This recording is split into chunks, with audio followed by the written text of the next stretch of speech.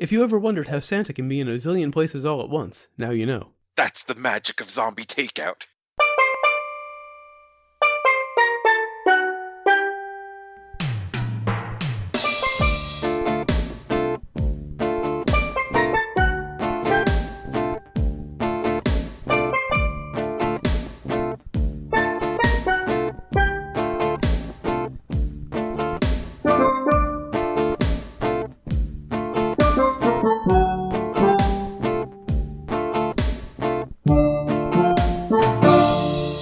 What's up? Welcome to episode 265 of Zombie Takeout.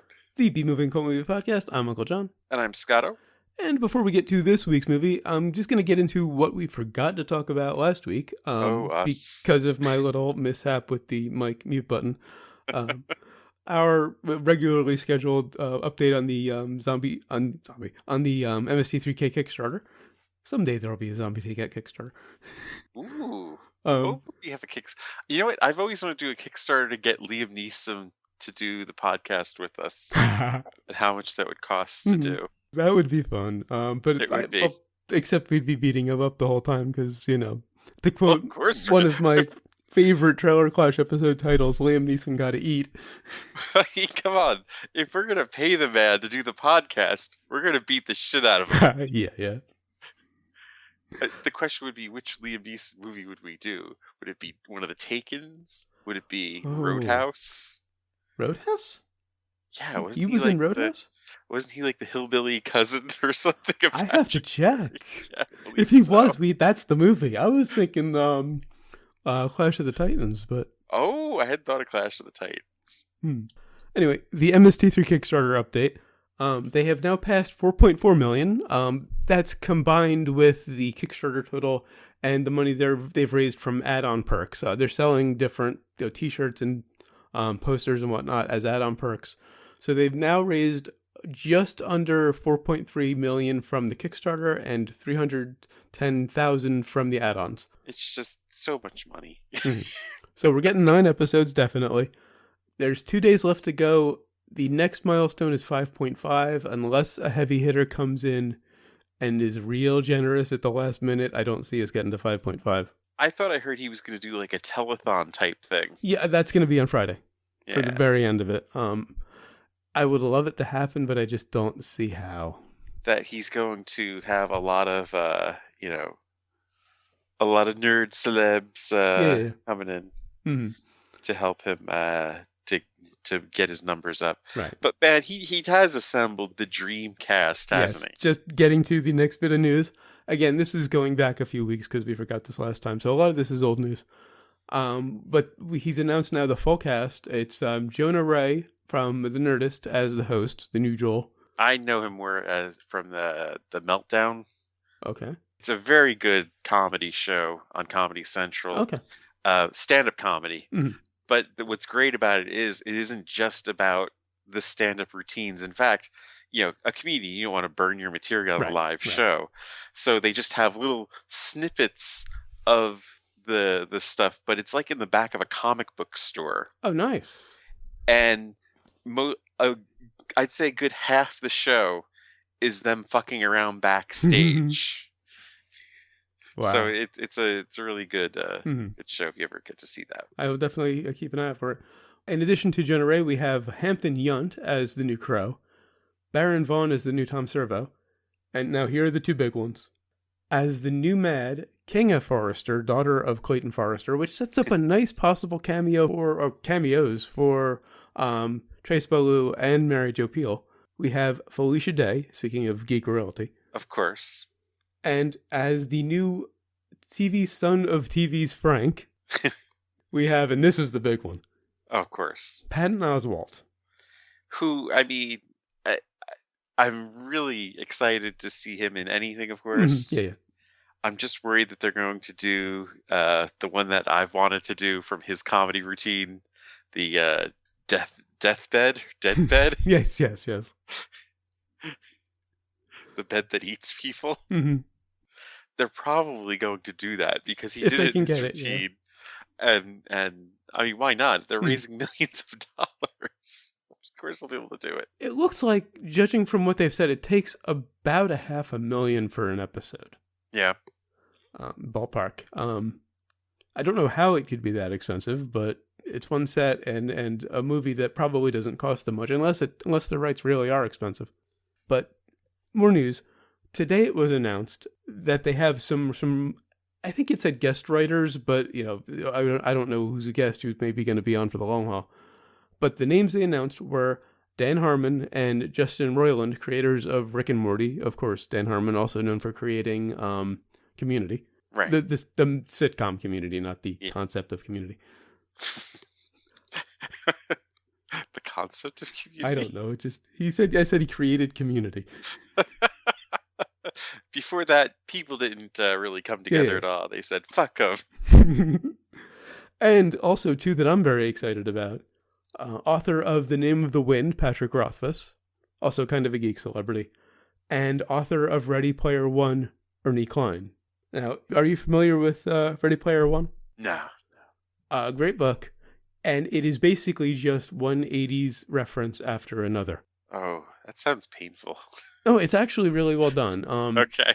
It's about a character in the future who goes into this virtual world, and essentially it's a scavenger hunt. And he's going through all of this virtual world with all of these 80s references. It's great.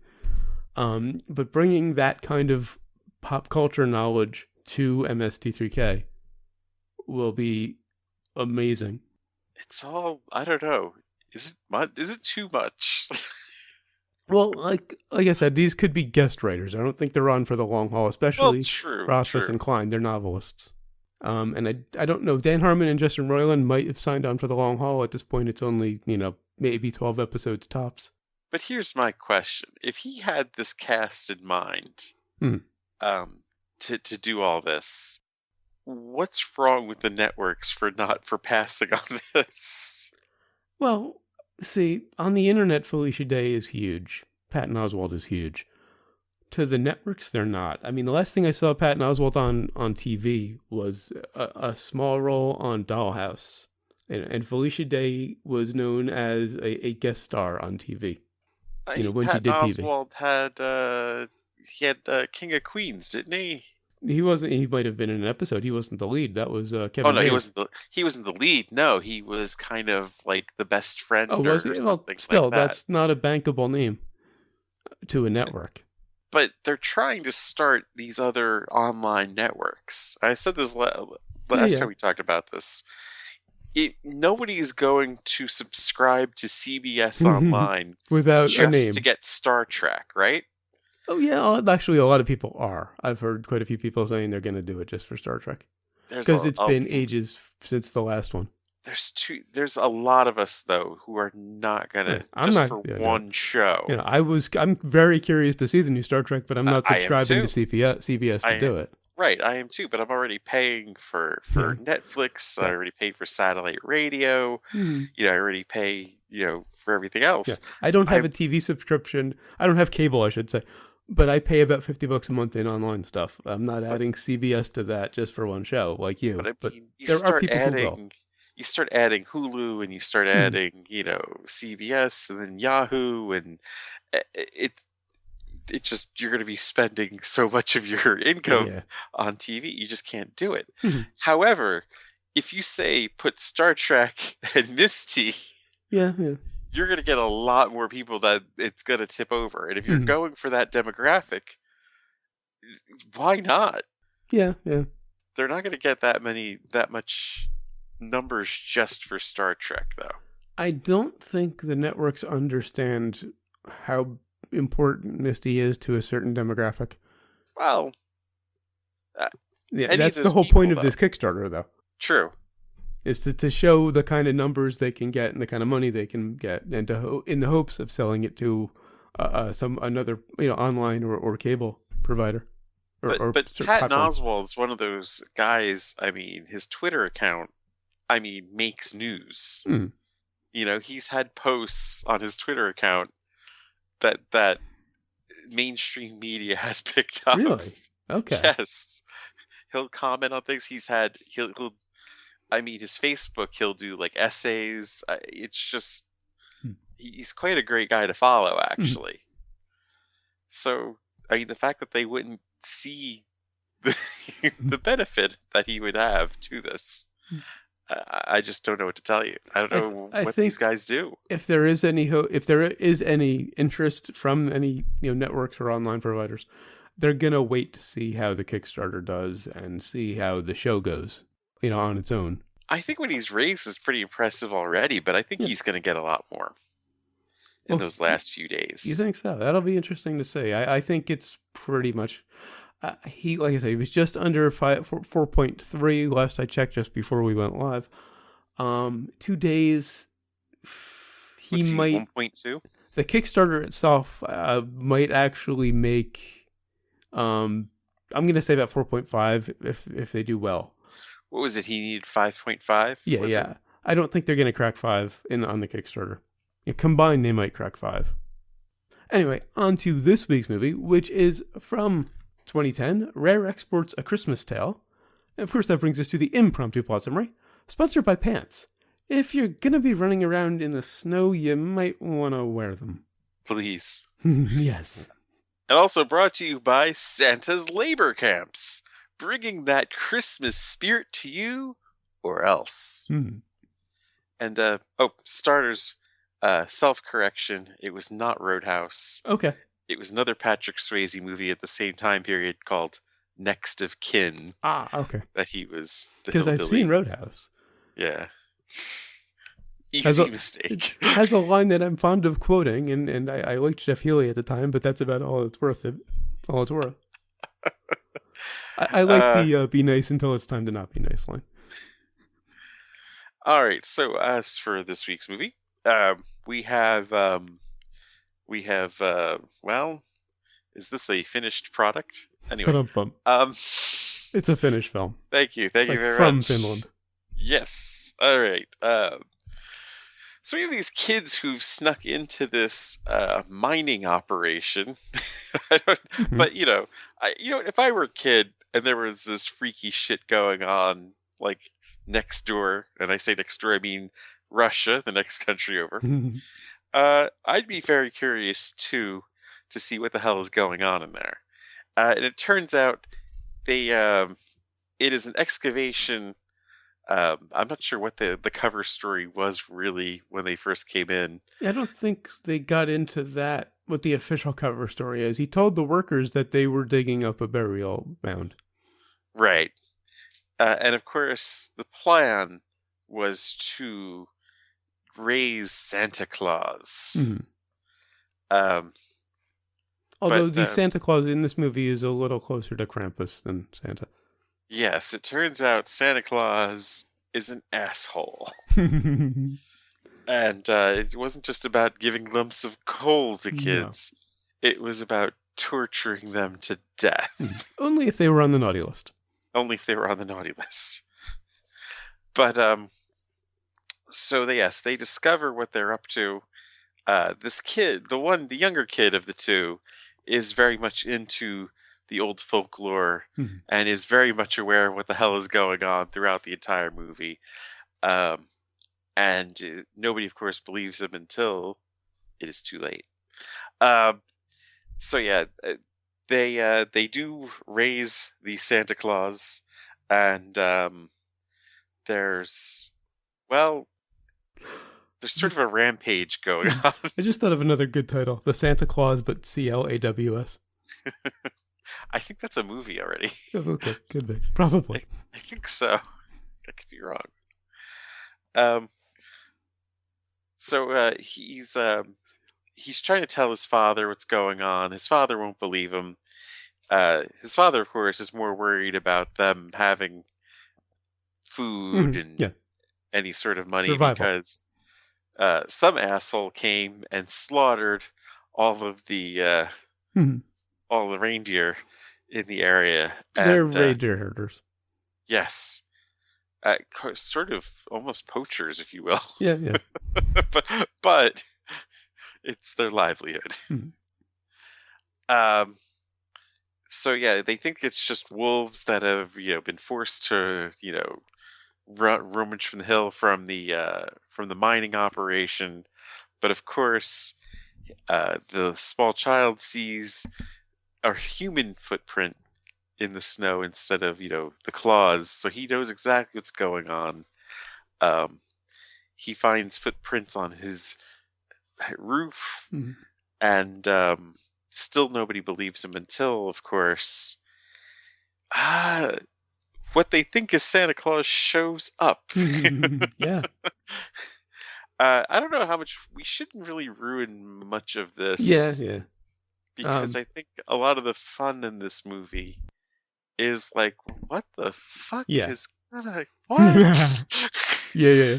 I kind of regretted reading the plot summary, which is rare. I usually don't regret that. I would have to say, out of the 265 episodes we've done, I'd have to say I was the most blindest walking into this movie.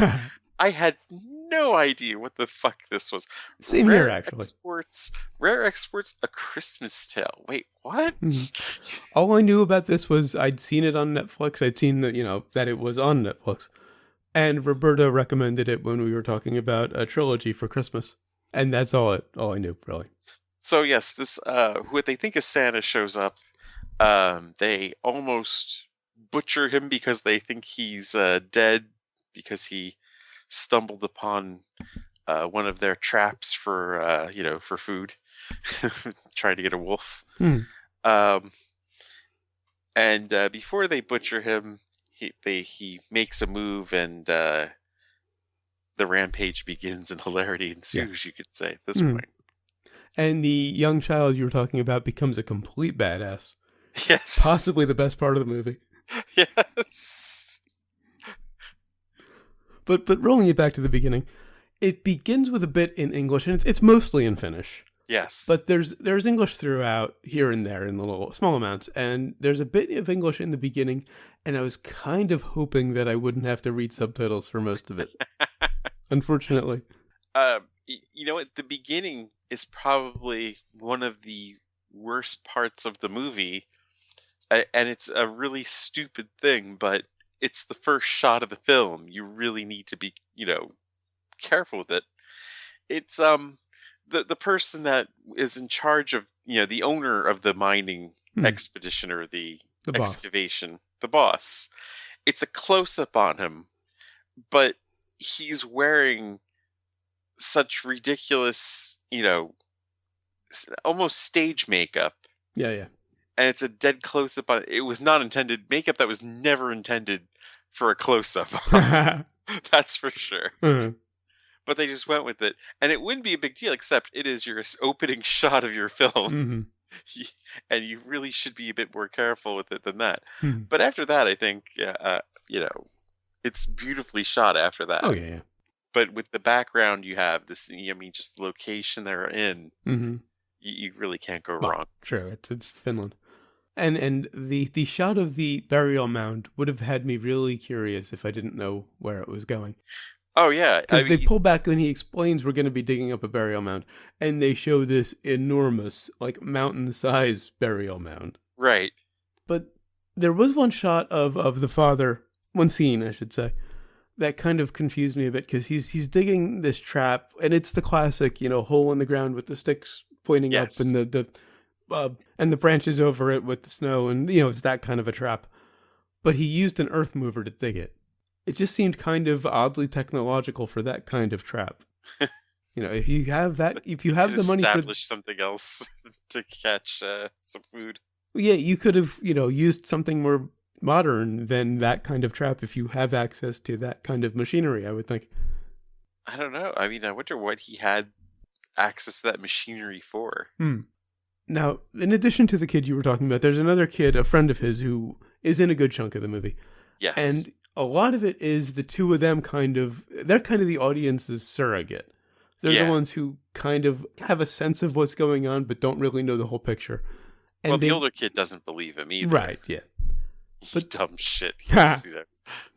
But they really gave it a bit of a Goonies feel, I thought. Yeah. Because it's these two kids kind of scheming to try to figure out what's going on. Now, this is probably the best Christmas-themed horror film that I've seen. Then again, Santa Claus Saves the March. Oh, that wasn't horror. Silent Night. Yes, it was. Well, in a sense, it was, yeah. Silent Night, of course. Deadly Night. It might be the only other one. Krampus, I'm hopeful for.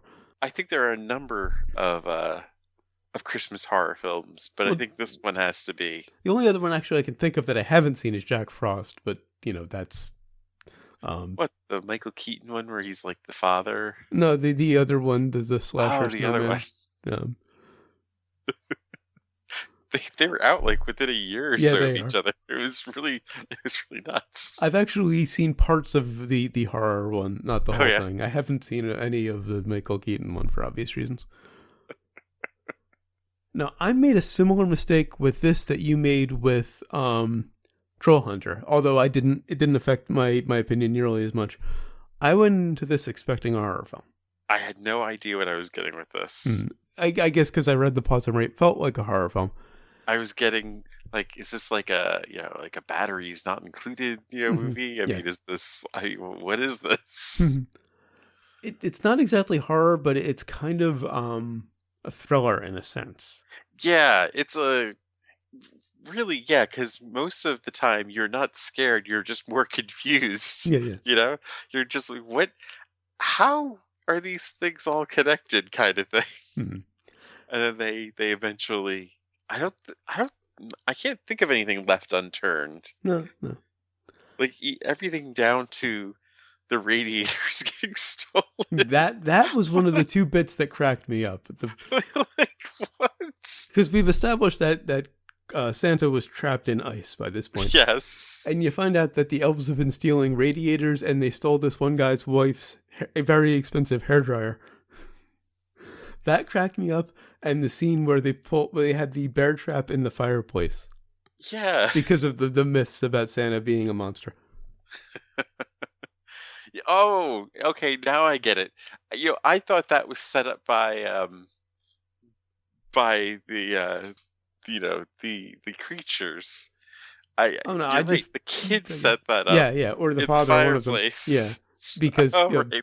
the evil Santa thing. That is really funny. Now speaking, it's smart. If you're afraid of Santa Claus, you want him. You stick a bear trap in the fireplace. Yeah. Fuck you.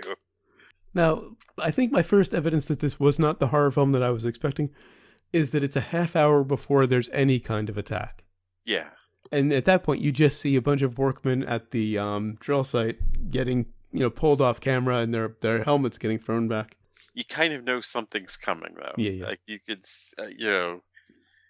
even though I knew this wasn't a horror, or didn't know what it was, I knew there's going to be some other fuckers getting killed. Yeah. But actually, all of the killing takes place off camera, I think. Yeah. Nobody gets killed on camera.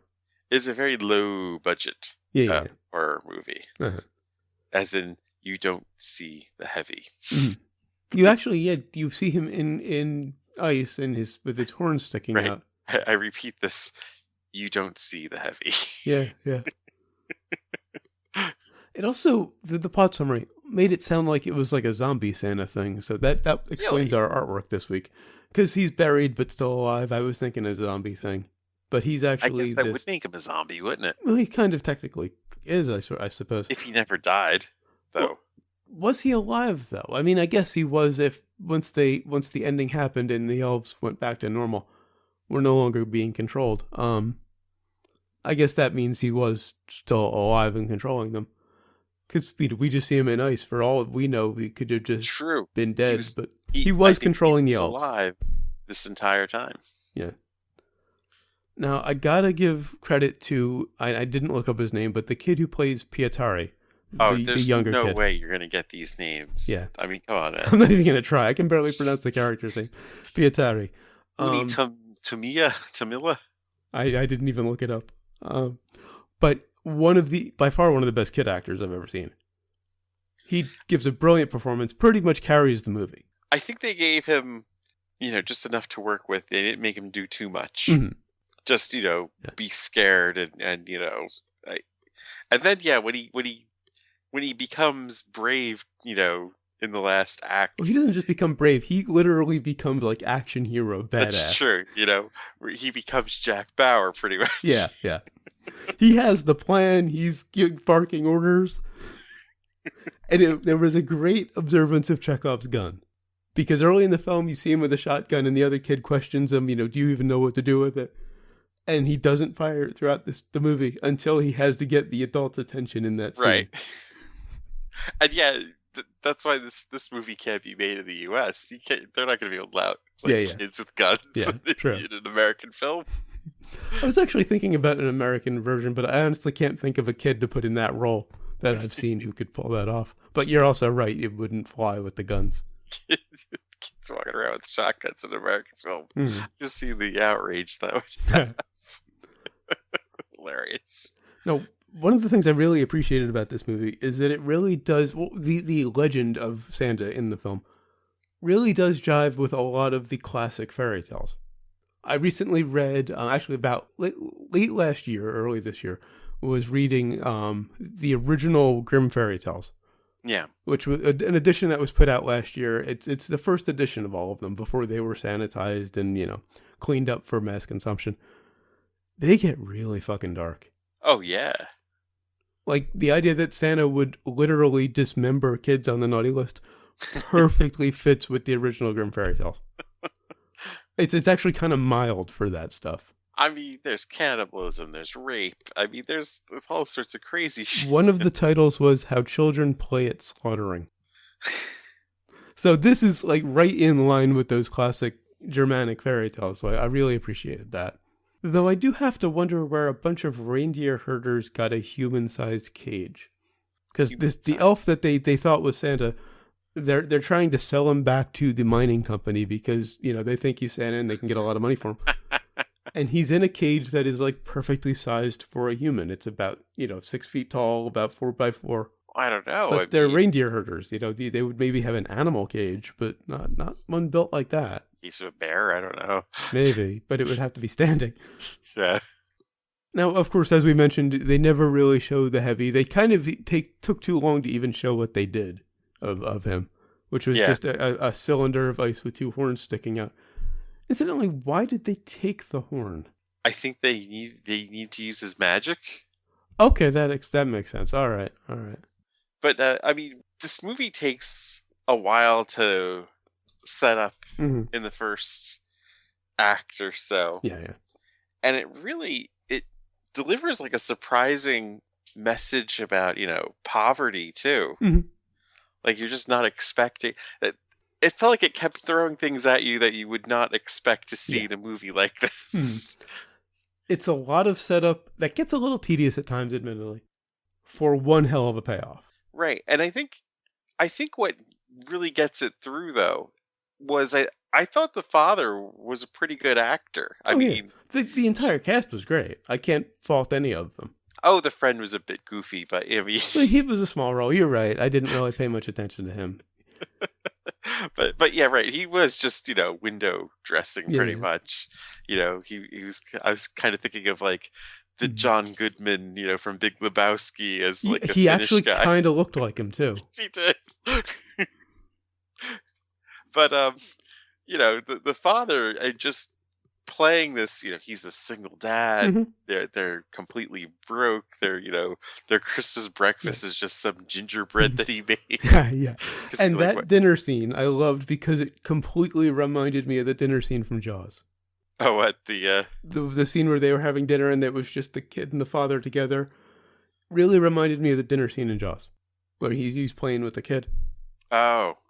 Now, we should talk about the elves and their wardrobe. Just as a warning. Bunch of elderly men wearing nothing. And the first one not wearing anything, understandable, because they captured him and they took his suit. You even see it, on the railing in one scene. I don't think he was wearing the suit. Perhaps. That was what the friend was wearing. Oh, you're right. The friend came dressed like that. You're right. And they led you to believe put him in that he was gonna take this. He was gonna like kill them and take that, and rampage and dress as Santa. But instead they go in this completely different direction. Yeah. They try to sell him to the mining company, and this weird, exchange. Yeah. Which really did feel like something out of Lebowski. Now that you bring that up, Yes. very Cohen. But we see the other elves later in the movie, and they're also elderly men wearing nothing. Yeah. My sponsor about pants, it was originally a reference to the kid who had walked out in the snow in one scene in his underwear. And I was kind of thinking of striking it because it was just a reference to one quick scene. And then they showed up, and oh yeah, it became really appropriate. Yeah. And there's one scene where they're chasing the kid into this pen, and that's probably giving away a bit too much. But just after they get to that scene, like, they're bearing down on him, cut to an ad, because I watched this on Hulu, for an erectile dysfunction drug. Oh, God. That had played several times during the movie, but was particularly creepy and amusing after seeing that.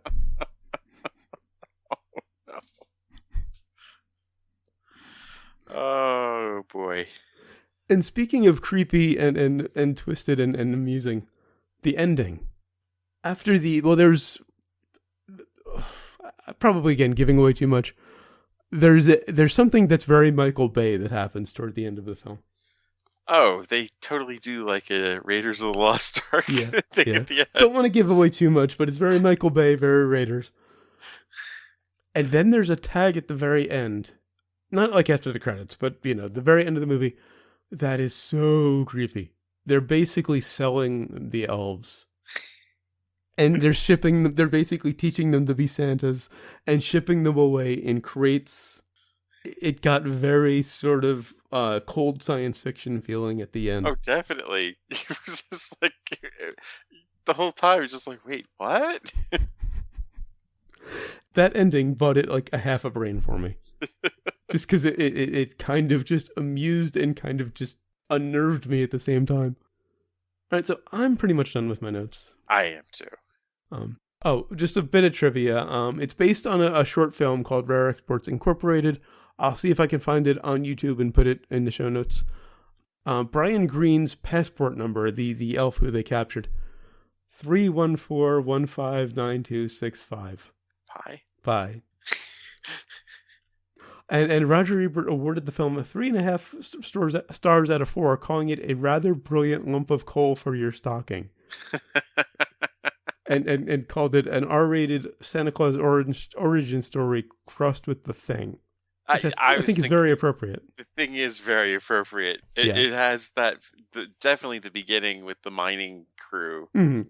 It felt like you were going to get a thing. Yeah. So that's why I really had no idea what the fuck was going on, whether it's going to be horror or sci-fi or fantasy or just a kid's movie or what. Mm-hmm. All right, so on to sequels and remakes. On the sequels and remakes, well, we know, I don't think they could do an American version. No, I don't think they could do an American version unless they take the guns away from the kids and then you don't have that one scene. Away from the kids and they're going to Macaulay Culkin it up probably. Well, yeah, unfortunately. Even if they do it well, they still have to take the guns away, which doesn't give us that one scene. Unless he finds some other way to become a badass. All was missing was for him to say, "This is my boomstick." Yeah. Now, we didn't see a body. What? We didn't see evidence of the death. We didn't see him alive either. Well, this is true. So there could be a sequel. Low budget. I'm just saying they could get away with a sequel. We didn't see a body. I mean, I kind of hope they don't. I would like to see this left standalone. I think so too. Yeah. Unless it's like an international thing where the elves go on a rampage. Well, that could be fun too. Well, if he's not dead, and he can still control them psychically, which is what he was doing, they could just be, now that they've all been shipped out throughout the world, start rampaging. So it'd be a much bigger budget movie then. Yeah, it would have to be a big budget. Look at Dead Snow and Dead Snow 2, though. That got a big budget increase. Very true. So it could be... This kind of reminded me a lot of Dead Snow. I think there were probably supposed to be a lot more jokes than I picked up on, because as we've established, Scandinavian humor just goes kind of right past me. Yeah, I don't think... I didn't really see that many jokes in this either. I mean, there were some. There were like, just a few gags here and there, but nothing big. Right. All right, so on to brains. On to brains. Through most of this, it was a solid 4, really creative idea, well done, but it was just kind of barely recommendable. And then that ending happened. I'm going 4.5. I'm going for you got to see this. It's I mean, for a kids or kids movie, I mean, if you have relatives over that you really want to make feel uncomfortable, you got to put this on because it'll fuck with everybody. Yeah. And I will again point out Christmas. And I will again point out, if you're in the US, it is on Hulu, so you can do that for free. Oh, great. And what have we learned? I think we just stick with the pants. And I learned that fairy tales used to be a lot more hardcore than they are now.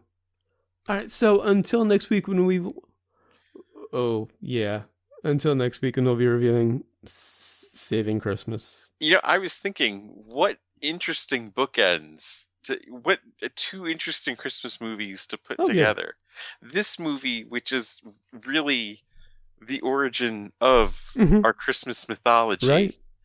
And then this asshole is trying to turn it into something else. Yeah. That's a very good point. And I was reminded of a movie we should consider for next week on Google Plus tonight. Ernest Saves Christmas. That might be next year. It could be, yeah. We'll also do an Ernest. We'll also be doing, as always, our top 5 best and worst of the year next week. So, yeah, I haven't mentioned that to you yet, but we do that every year. That's true, we do. And it's really easy this year. I think the bottom 5 will be particularly easy for you this year, given how the year started. I don't think I've given many 5s this year. I found out, surprisingly, I've given 7 of them, but 2 of them were for A Trip to the Moon and Metropolis, and that was largely for their impact. So the other 5 are my, not to spoil anything, but the other 5 are my top 5 easily. I think you're right what you said. They were much tougher now. I think I've been very tough this year. Mm-hmm. But your bottom 5 should be easy, considering we started with Resident Evil. Well, let's see what happens next week. Yeah, and we've got, Left Behind and Saving Christmas and The Notebook. I think your bottom 5 is pretty well covered. Until then, go to zombietakeout.com, check out the album art, the episode description, of course the episode itself, which you're already listening to, links to find us on Facebook, Twitter, Google+, and YouTube, links to subscribe via RSS and iTunes. Please leave us a rating and a review on iTunes, we'd really appreciate it. Also, if you enjoy the show, spread the word, give us a little word of mouth. Of course, we appreciate all of the listeners we have, but more would be better. You'll also find the movie list, every movie we've reviewed so far, and every movie we're going to review. I think we're covered through, the rest of the winter, if my calculations are correct. You'll also find the request form. If you've got a movie you'd like to hear us review, please leave it on the request form. We'll get to it. And the recommendations list. From what I'd heard about this, I had a sense it probably would make the rec list, but I'm glad to see it lived up to that. I had no idea what was going to happen. You can also email us zombietakeout@gmail.com or leave us a voicemail at 414-368-CT01 or for the alphanumeric challenged. You can have elf junk in your face. I thought you'd go there. 414-368-9861. Of course, always remember that you'll always be calling from the middle of Milwaukee. And until next time, always remember, never forget, wherever you go in life, there you are. There you are.